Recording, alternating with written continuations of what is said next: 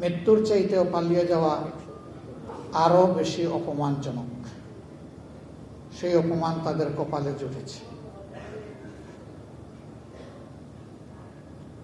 আমরা সবাই মজলুম ছিলাম।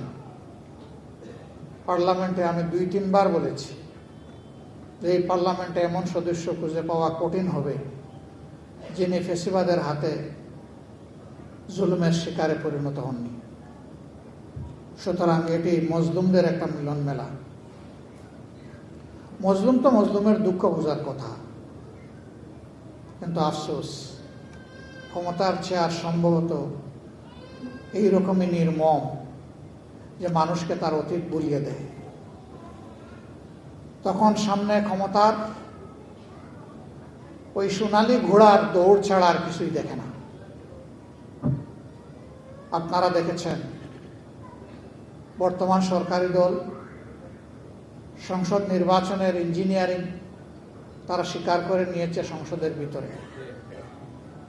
স্থানীয় সরকার প্রতিমন্ত্রী মীর শাহে আলম তিনি বলেছেন ছাত্ররা আন্দোলন করে সরকারের পতন ঘটিয়েছে, আমরাও ছিলাম। তবে ক্যাপ্টেনের হাতে ডক্টর মোহাম্মদ ইউনূস লন্ডনে গিয়ে ট্রফি তুলে দিয়ে এসেছে।